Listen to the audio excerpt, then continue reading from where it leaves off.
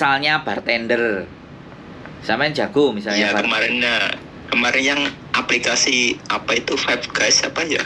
Itu banyak sekali job-job cowok yang masuk situ, Mas. Cuman kan saya kan telusuri, saya baca persyaratannya, wah itu emang harus benar-benar profesional. Kayak yang kemarin itu di sales eksekutif itu kayaknya harus bisa bahasa Kantonis, terus lulusan S1 gitu. Nah, itu kalau sampean yang job-job yang domestic helper nggak ada di situ. Iya, kalau sampean bisa kurikulum vitae-nya memenuhi itu, sampean masukkan aja.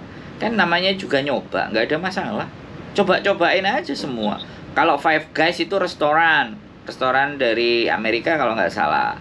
Jadi jualan burger. Tapi itu memang benar ada di Hong Kong. Ada Five Guys. Five Guys ada. Tapi nggak apal-apal ya. Nggak. Itu ya apa aplikasinya ya? Iya, kan bener itu. Cuman kan pernah mencoba mengirimkan coba mendaftar pakai alamat email saya gitu kan.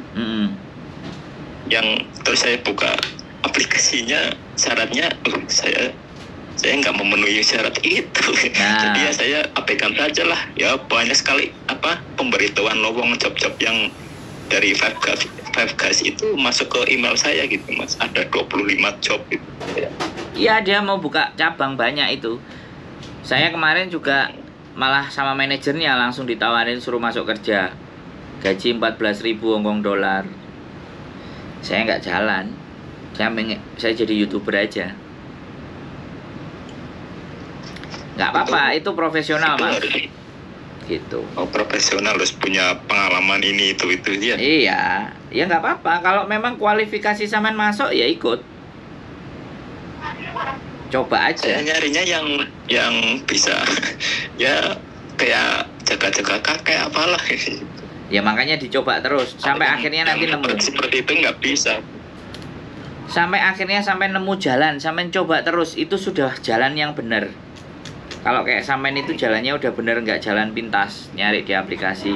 Saya juga sebelum ke Hong Kong saya nelitinya juga 6 bulan kok. Saya cari-cari infonya 6 bulan, Mas. Ya nggak sebulan 2 bulan, sampai 6 bulan saya nyari info, setengah tahun. Jadi begitu berangkat pun saya sudah ready, sudah siap. Saya pernah punya pikiran kayak gini ya, Mas. Misalkan memang benar sih saudara saya itu kan udah lama di Hong Kong, ada 6 tahunan lah.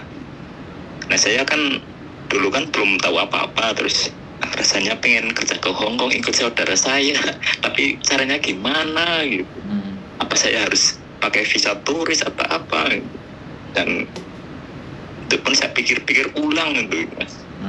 Nanti resikonya ini itu, dan akhirnya saya lihatlah YouTube jenengan, YouTube-nya Miss Yuni dan lain sebagainya. Kalau ternyata itu cowok itu di Hong Kong itu memang 1001 lah. Jadi ya, untung-untungan atau bejo-bejonan gitu. Ya kemungkinan tetap ada, ya kan. Kan kalau sampean baru nonton saya, belum nonton semua. Yang lama-lama konten saya juga ada. Kalau sampean sudah nonton semua, yang menceritakan tentang turis bisa berjuang di Hong Kong kan ada. Iya, saya pernah juga lihat itu. Jadi perjuangannya kan harus pintar-pintar kita sendiri lah ya, Mas. Nah, betul. Jadi memang seperti itu, tetapi sekali lagi kalau sampean sudah mainnya aplikasi, melihatnya sosial media, itu cara cerdas menurut saya. Terus dikonfirm, ditelepon lagi dengan saya, dikonfirmasi. Nah, saya yang ada posisi di sini itu lebih double valid gitu loh. Daripada cuman aplikasi aja, di double confirm namanya. Ya, makanya sampean sudah beda sama yang lain. Sudah oke, lanjutkan perjuangan sampai nanti akhirnya ketemu jalannya, Mas.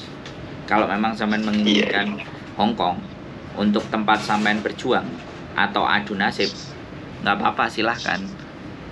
Itu ya untuk mungkin bahasa-bahasanya ya nggak tahu ya, namanya rezeki kita kan kita ada yang ngatur ya, Mas ya. Ya, jadi kalau kita kan cuma berusaha berdoa dan Tuhanlah yang menentukan gimana nasib kita lah, ke depan, jadi gitu.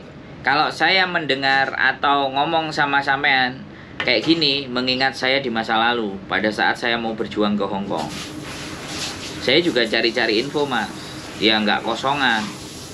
Ibaratnya kita mau dapat ilmu rawa rontek, kan kita harus semedi, kita harus puasa, kita harus riadoh, kita harus berbuat baik, kita harus ibadah sunnahnya apa, tirakatnya apa, sampainya akhirnya nanti menemukan jalannya.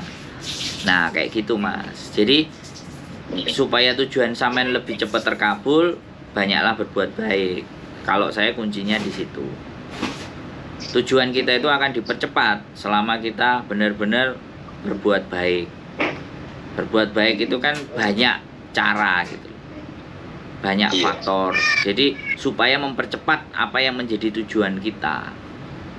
Iya. Nah, berdoa usaha ya, tapi berbuat baik itu menjadi kunci. Kalau kita banyak berbuat baik, bisa nolong kiri kanan atas bawah. Sekali lagi menolong juga tidak dalam bentuk uang saja gitu. Termasuk begini ini kan bagian dari memberikan informasi. Walaupun saya cuma punyanya lilin, ketika orang nggak tahu gelap, tak kasih penerangan walaupun cuma lilin, kan kelihatan tetap samar-samar. Itu sudah nilai menurut saya. Makanya konten saya gunakan untuk seperti itu, Mas. Jadi biar nggak banyak orang yang tersesat. Tapi sekali lagi yang menelpon bukan hanya orang yang butuh bantuan saja atau konfirmasi saja, tapi kadang-kadang play victim. Jadi dari dia bermusuhan dengan orang lain, dia cerita ke kita, ya biasalah, mendiskreditkan lawannya. Jadi ada yang sudah digunakan seperti itu, play victim. Makanya kan kita kadang-kadang ya menyaksikan kejujuran orang itu kan yo harus dilihat dari tata cara dia berbicara, tata cara dia menyampaikan, logis apa enggak, masuk akal apa enggak, ini benar yang dia omongkan apa enggak. Jadi di situ juga sekarang sudah mulai mengarah ke situ, bukan hanya orang-orang yang nggak tahu informasi, tapi justru adu domba, persengketaan atau apapun itu sudah mereka mulai bikin cerita, ngarang cerita atau apa, play victim, macam-macam pokoknya, Mas. Dan kita nggak bisa menolak itu. Saya tetap positif. Kita sampaikan sebatas dan semampu kita, sekuat kita. Jadi nek gak teko, gak mampu ya ditinggal ngopi sik, Mas. Ngopi Mas gitu. Aja mumet pikirane. Puasa di situ. Kenapa?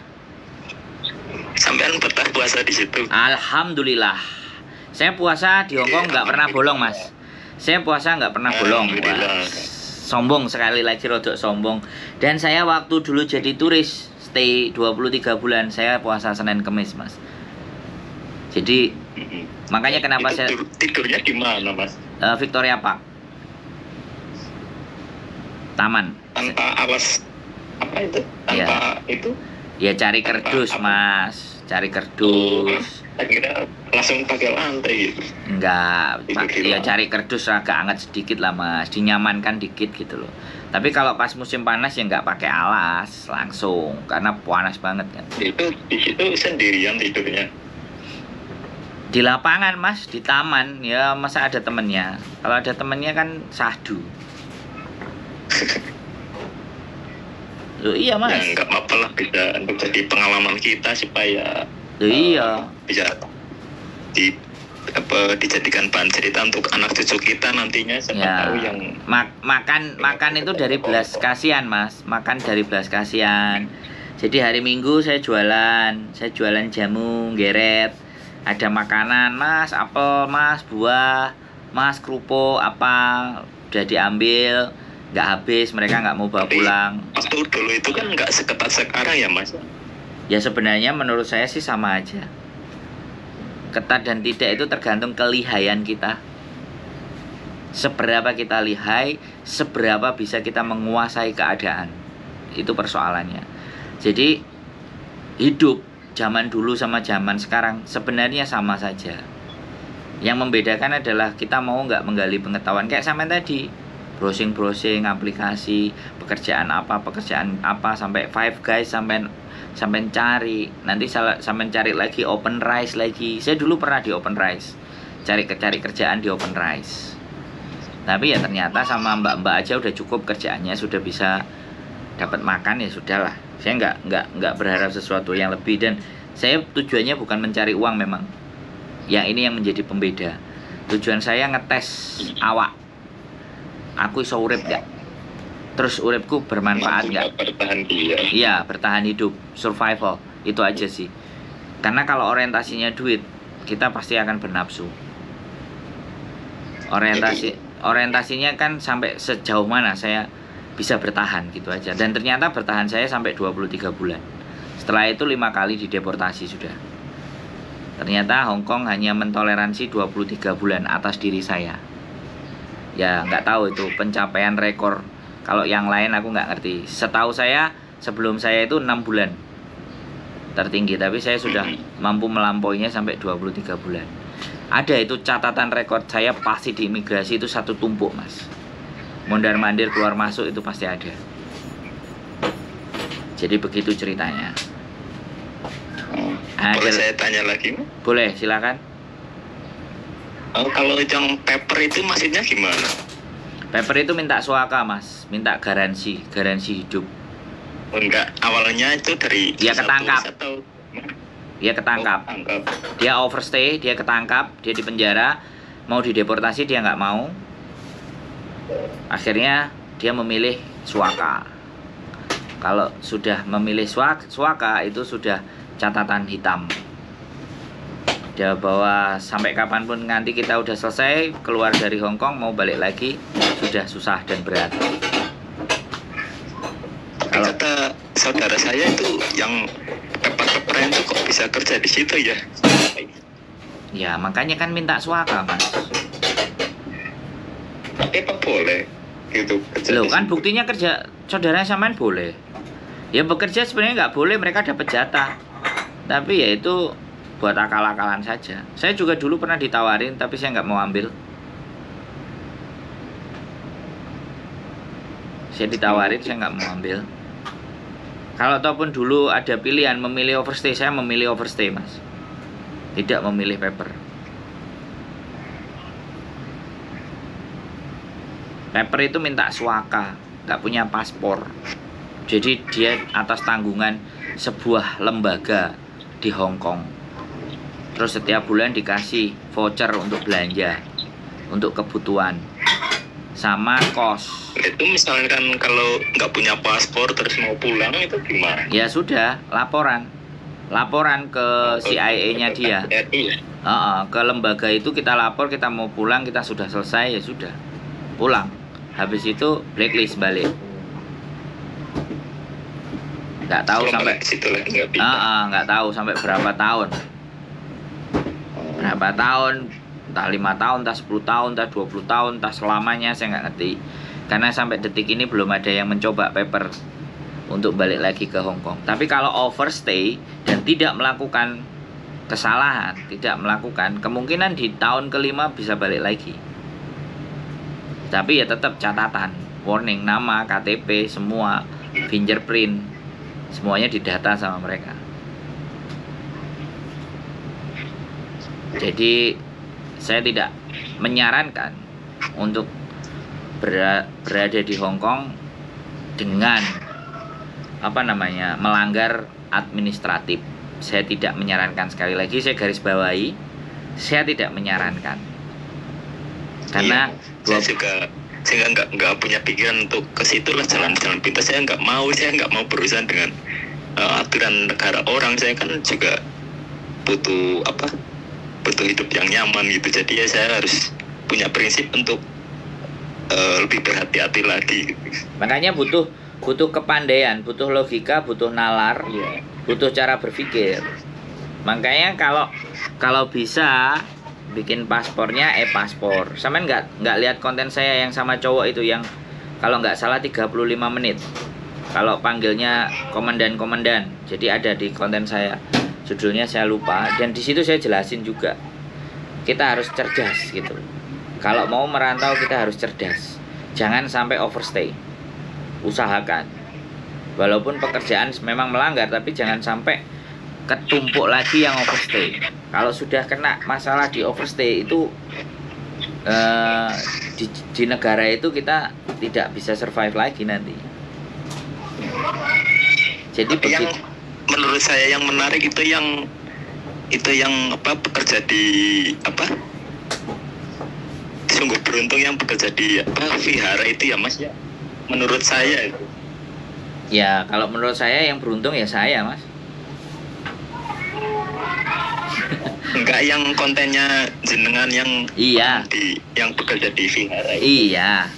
Ya sebenarnya sekali lagi saya menelusuri kenapa kok dia beruntung dan semuanya, karena dia memang dari cara berpikirnya sudah polos, sudah lugu. Ya dia mau berjuang. Beruntung dan tidak, menurut saya itu tidak ada, Mas. Keberuntungan itu tidak ada bagi saya ya. Keberuntungan itu datang karena akumulasi kebaikan-kebaikan kita. Jadi kuncinya kalau orang mau bejo, mau beruntung, banyaklah berbuat baik. Sudah itu rumus saya. Rumus saya pribadi loh ya. Nggak ada di dunia ini yang ujuk-ujuk oleh api, ujuk-ujuk oleh enak. Nggak ada. Yang harus butuh pengorbanan ini itu tenaga pikiran dan sekian. Nah, dan bagi saya sedekah yang paling besar nilainya, saya bukan ustadz ya. Ketika kita menyedekahkan waktu kita. Waktu, Mas. Waktu itu sesuatu yang paling mahal di dunia ini karena tidak bisa balik. Makanya berhati-hatilah dengan waktu, berpandai-pandailah dengan waktu demi masa gitu. Berbuatlah baik. Nek nyedekahkan uang, nyedekahkan harta, semua itu banyak orang yang bisa, tapi untuk menyedekahkan waktu nggak semua orang bisa, Mas.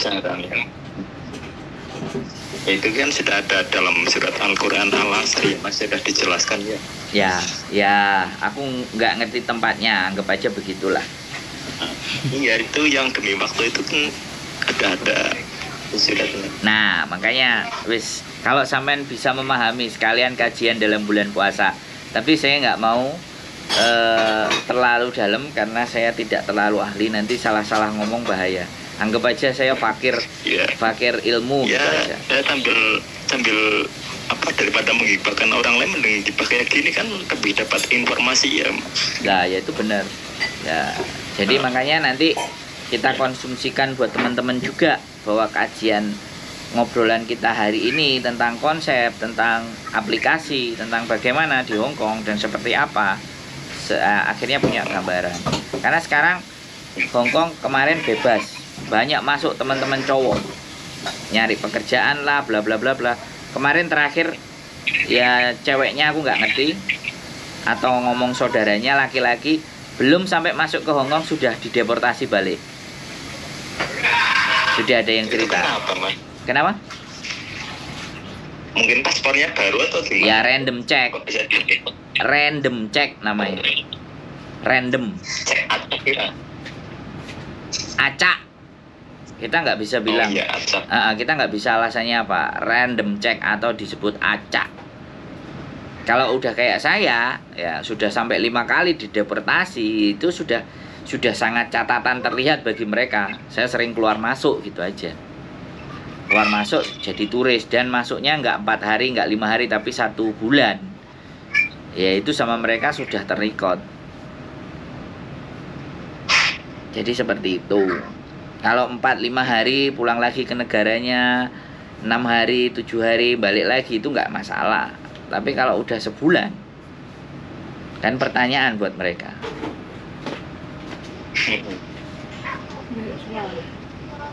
Nah itu. Oke. Kalau ke Makau itu mungkin banyak job cowok ya, Mas. Oke.